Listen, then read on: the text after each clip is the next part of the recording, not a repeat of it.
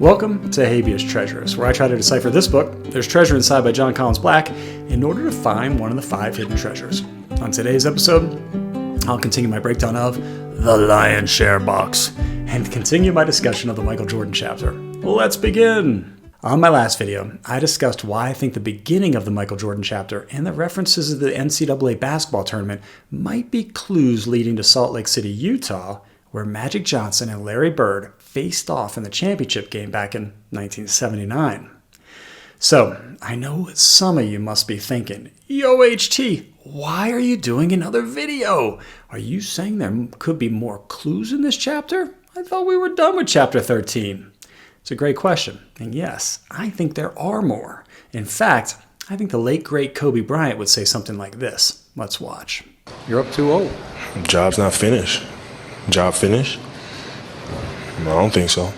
Now, I bring up Kobe here because I think he's the missing clue in the chapter, and here's what I mean. After JCB tells the embarrassing story about trying out for his middle school basketball team, finally getting a chance to play in a game, and then immediately scoring on the wrong basket, he writes this line. If the stakes suddenly seem too big, then give yourself a chance to pause. And then shortly later, he uses the unusual phrase, herein lies the greater rub.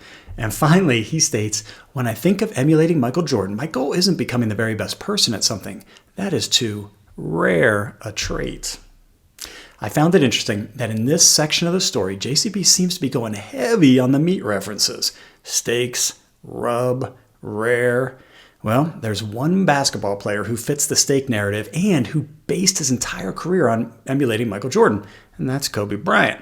Kobe is named after Kobe beef, the highest quality beef in Japan, and many consider Wagyu beef to be the best meat in the world. Well, only the best of the best Wagyu beef gets the Kobe designation. And going back to the title of the chapter, the best of its class, that perfectly sums up Kobe beef. And Kobe Bryant's relentless pursuit to be like Mike by emulating everything about Michael Jordan from his training to his mentality to even his turnaround jumper and tongue wag fits perfectly with the subtitle of the chapter too.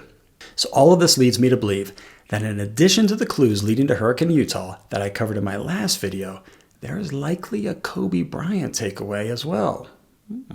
So let's take a look at Kobe's career in more detail to see what else could be a clue in the chapter. One thing that stands out is that Kobe Bryant finished his career just ahead of Michael Jordan in career points.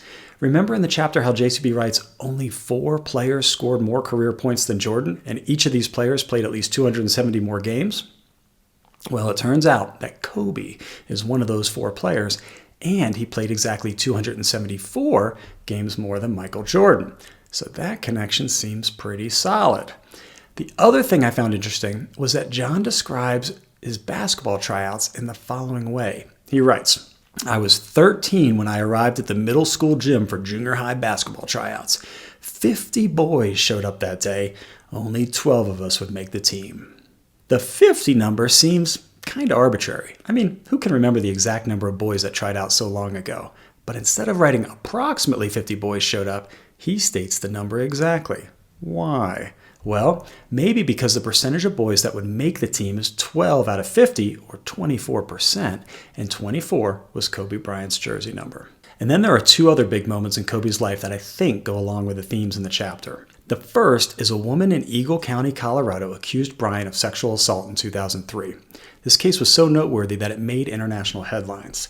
Kobe admitted to having the affair with the woman, but thought the sex they had was consensual and held a press conference where he apologized to his wife and family in what could only be described as the most painful, humiliating moment of his life. The second is Kobe, along with 8 other people, including his 13-year-old daughter Gianna, were killed in a helicopter crash in January of 2020.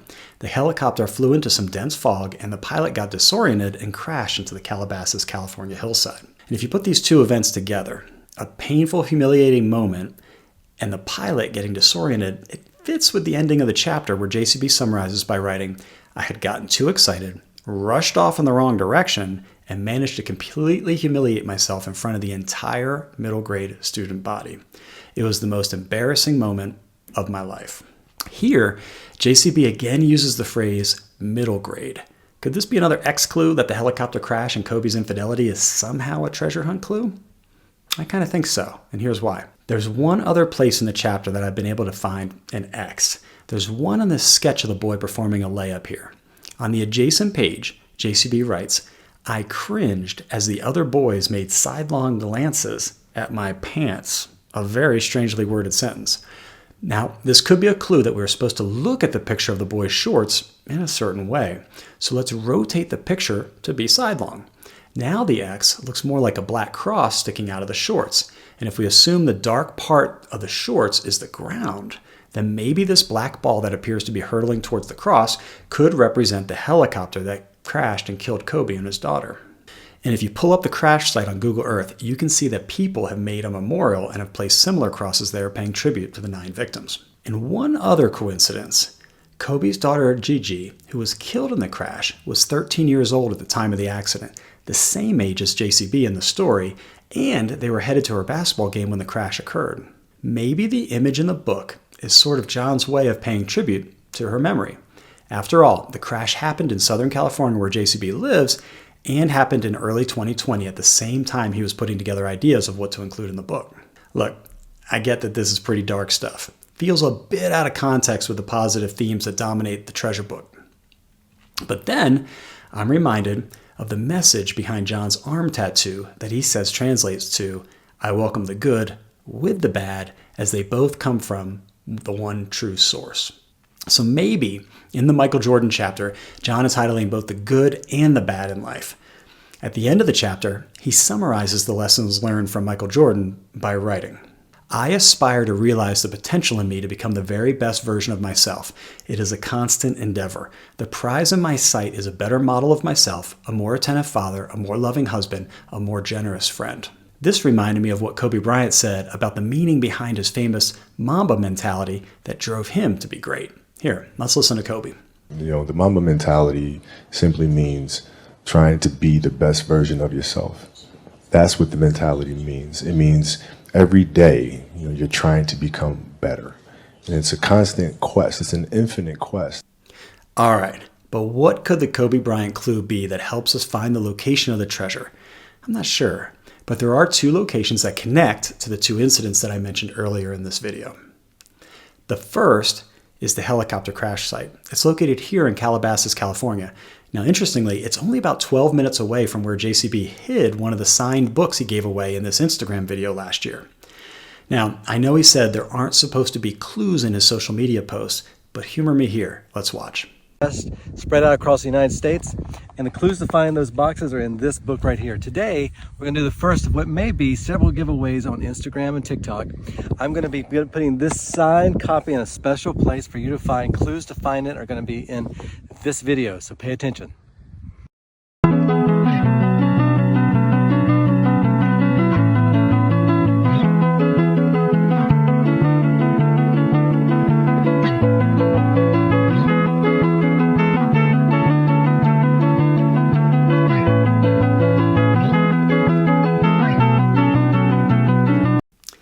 Maybe I'm seeing connections everywhere these days, which means probably I should take a break from the hunt. But check this out. Let's take a moment to analyze what shots JCB chose to include in the video. Remember, he could have chosen anything to direct the viewer on a path leading to the hidden book at the bookstore. First, Jon shows himself grabbing a can of Red Bull. This seems like it could be a connection to the most famous Red Bull of all time, Michael Jordan, and to the Michael Jordan chapter in the book. Next, JCB chose to highlight a construction site with a lot of yellow caution tape. If he was trying to make a subtle connection to the helicopter crash site, yellow caution tape roping off an area is off limits and dangerous, pretty good clue. Then, take a look at the close-up of the die at the end of the video. Notice it's showing a 2 and a 4? Well, as I stated earlier in the video, 24 was Kobe Bryant's jersey number. And finally, take a look at this scene where he's walking up to the movie theater. 3 movies are showing: Wicked, Red 1, and Gladiator 2. Maybe these are clues, but I actually think the Kobe connection could be the name of the theater itself. It's the Regency Edwards Theater. And why is this notable? Well, the small town that Kobe was arrested in for his sexual assault case was Edwards, Colorado.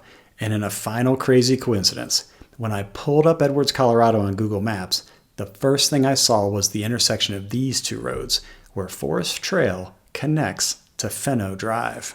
A strange forest fen connection, to be sure. So who knows if any of this is correct, but I do think that Kobe Bryant is a clue of some kind in the hunt. The meat references at the end of the chapter, coupled with JCB paraphrasing the Mamba mentality message, and the potential tie into both the chapter title and subtitle, seem like strong connections to Kobe Bryant. But this still leaves open the question, how does Kobe Bryant help us find the treasure? Maybe it's just simply another bee clue, as in Kobe leading to the Beehive State, Utah. Who knows? Anyway, that's all I've got for today's video. Good luck out there. Stay safe.